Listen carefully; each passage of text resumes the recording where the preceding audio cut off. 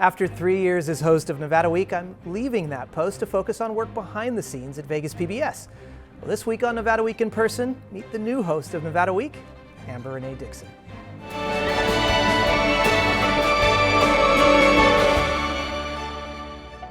Support for Nevada Week in Person is provided by Senator William H. Hernnstadt and additional supporting sponsors. Renee Dixon started her reporting career in Texas before coming to Las Vegas. She worked at Channel 3 covering daily news, and then she moved into sports reporting. Now, she's going to be the next host and moderator of Nevada Week. Renee, welcome. Thank you so much. And welcome, and welcome, and welcome, because it's not only welcome to in person, it's welcome to the host of Nevada Week. It's a welcome to Vegas PBS in general. I mean, we can go on and on and on. I wanted to start, we share such different perspectives on this role. I was more the consumer of media, which kind of brought me to this role, and you're a more traditionally trained journalist from Arizona State University's Walter Cronkite School of Journalism, very, very prestigious, and I want to get to that in a moment, but I want to talk just about your background as a journalist. I mean, first off, most simple, what brought you to journalism? Gosh, I started off watching a lot of local news as a little girl. It was always on in the house, the national news as well, and I truly admired the female anchors that I would see. I thought that is the epitome of what a smart, sophisticated, well-spoken woman would do as a career, and if I could match that, then I would be a success. So I grew up in the Phoenix area, and in the Phoenix market, women like Linda Williams and Patty Kirkpatrick and Tara Hitchcock, and nationally, Joan London. I just thought she was spectacular. These are the women that I wanted to model myself after, and that eventually made way to journalism. Let's talk a little bit about Arizona State and the Walter Cronkite School of Journalism. A wonderful name. Yes. I'm assuming a wonderful program. I want to mention, too, you had an academic scholarship as well. So again, back to your background of wanting to be a journalist all the way from the beginning. How did that school really prepare you, or did it prepare you in the right ways to be a journalist, especially for broadcast news? Totally. I left the Walter Cronkite School at Arizona State University with this tremendous resume reel, and they taught me how to put a story together from start to finish. It is a lot of work that I don't know if everybody truly realizes, all the calls that go into it, to set up interviews, going out physically shooting it yourself, so learning how to shoot video, edit video, put together what makes up a good story. So finding not just the official side from either police or politicians, but the actual person like you and me who is impacted by the issue. And wow, I mean, I went and did reporting in Tijuana on drug and human smuggling across the ocean. I did a story at the Arizona border on how immigration there was impacting the Tohono O'odham Indian tribe. And I had a lot of great experience coming out and was able to get my first TV job in Corpus Christi, Texas pretty quickly.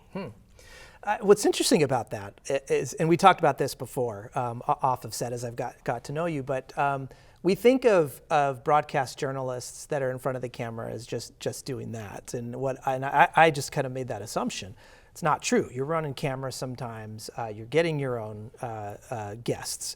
I mean, you're really doing a lot of the research on your own. I mean, and then you come to a show like this where, it's not necessarily all field reporting, it is different, but you're dealing with panelists in a different way. I mean, how does all of that ambidexterity to what you're doing, you think, kind of translate to what you'll be doing on this show?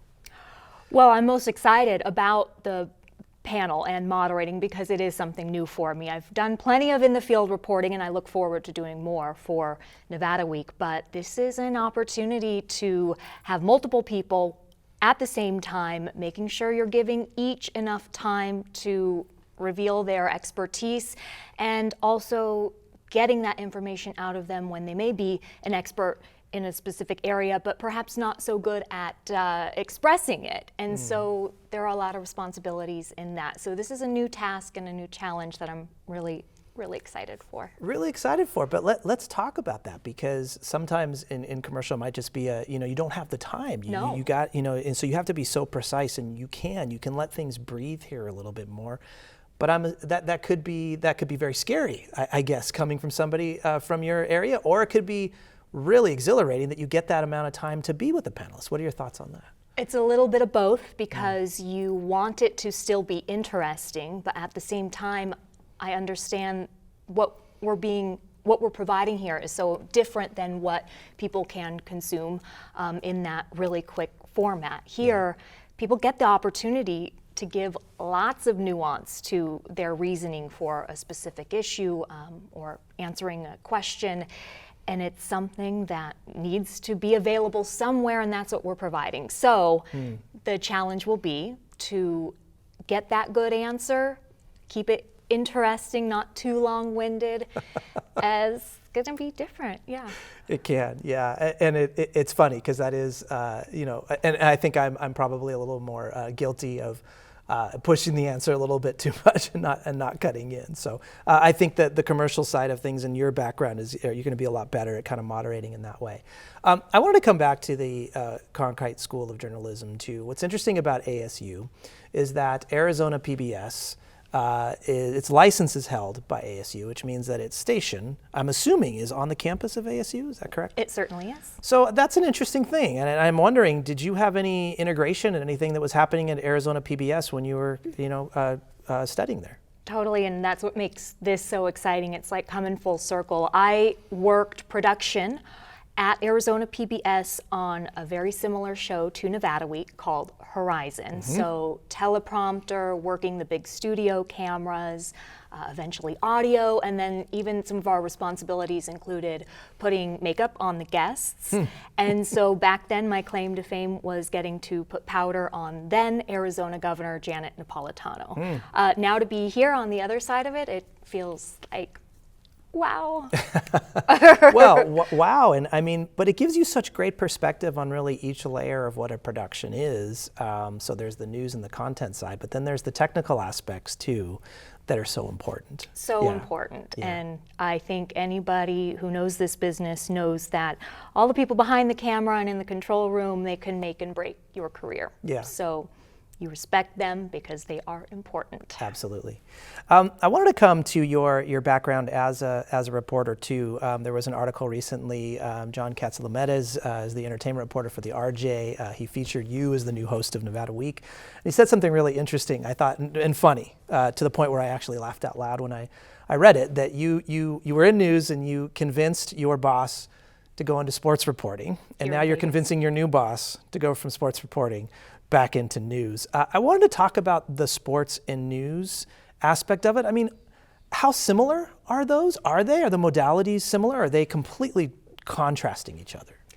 I think it may depend on the city that you're in. Coming from news, having to interview and be tough on politicians and police officers pressing for answers, I took that approach into sports and realized, I'm viewed as maybe a little bit too tough, or like, how dare she ask that question of the UNLV football coach?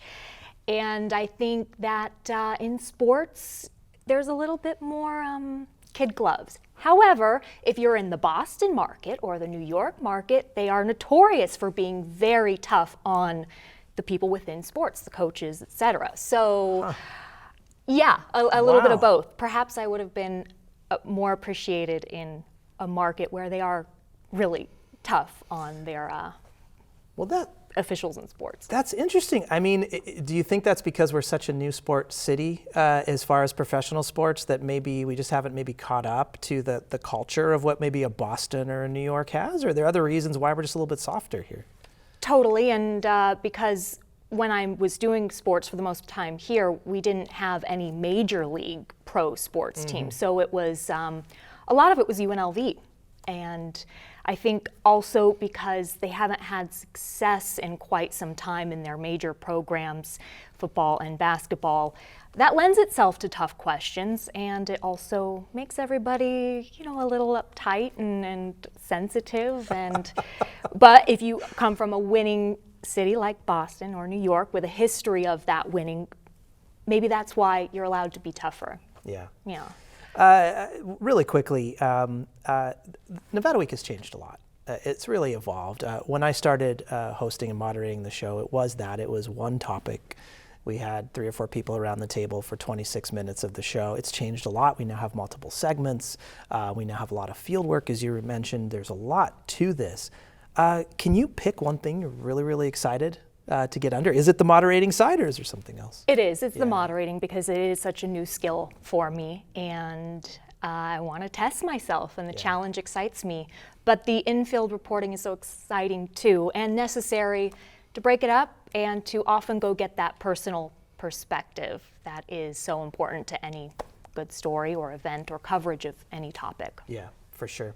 I want to come to just your connections to PBS a little bit here, and I'm just going to come out and ask you right now. I think this is the best way to kind of connect you to PBS. We talked about Sesame Street a little bit before, so if you were a Sesame Street character, who would you be? And we talked about it because I said, Katie Couric was on Sesame Street.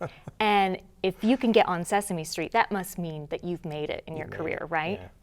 Yeah. I did a little research into this because I had to remember some of the characters.